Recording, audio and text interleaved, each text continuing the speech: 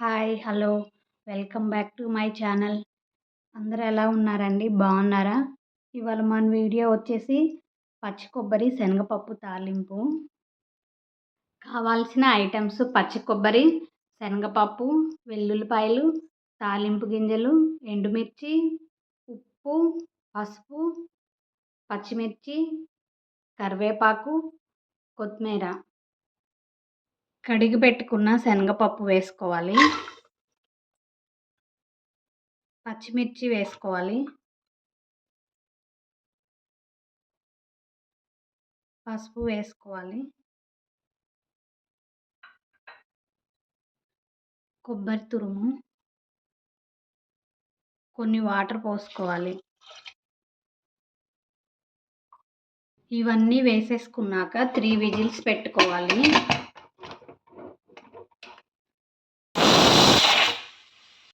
ఈ విజిల్స్ వచ్చాయండి. విజిల్ తీసాను. నాకైతే ఇక్కడ కొన్ని వాటర్ ఉన్నాయి. అవి ఇంకిపోయేంత వరకు ఉడకపెట్టుకోవాలి. నీళ్ళు ఇక్కడ ఇంకిపోయాయండి. నేను సాల్ట్ వేస్తున్నా.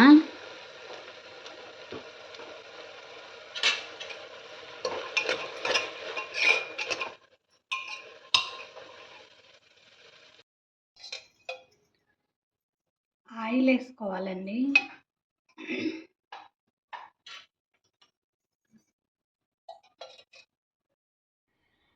ఆయిల్ వేడెక్కాక వెల్లుల్లిపాయలు వేసుకోవాలి.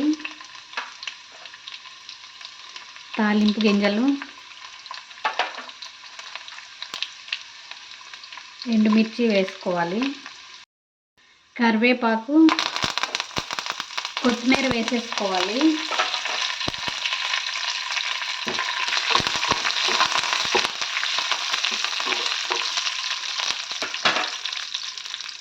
ఇలా పొడిగా ఉండాలండి, వాటర్ ఉండకూడదు.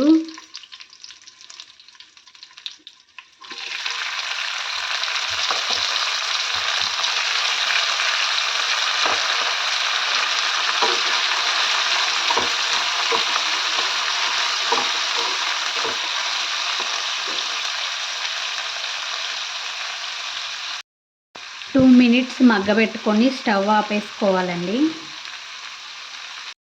ఎంతో టేస్ట్గా ఉండే పచ్చి కొబ్బరి, శనగపప్పు తాలింపు రెడీ అయిపోయిందండి.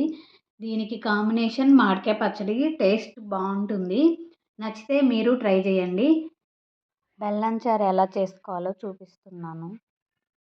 బెల్లం చారుకి కావాల్సిన ఐటమ్స్ చెప్తున్నాను. బెల్లం, కరివేపాకు, ఆవాలు, జీలకర్ర, ధనియాలు, మెంతులు, ఎండుమిర్చి, ఉప్పు, పసుపు, చింతపండు, పచ్చిమిర్చి, టమాటో, ఆనియన్స్, కొత్తిమీర.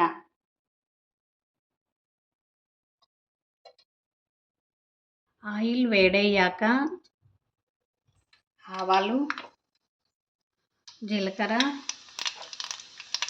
ధనియాలు, ఎండుమిర్చి, మెంతులు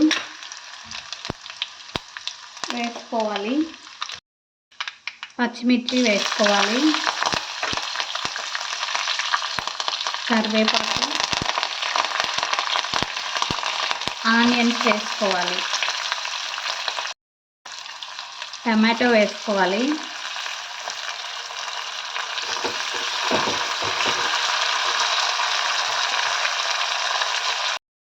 ఒక 2 నిమిషాలు మూత పెట్టుకోవాలి.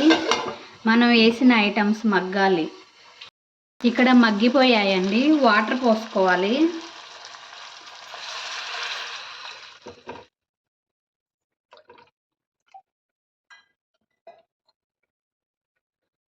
కారం,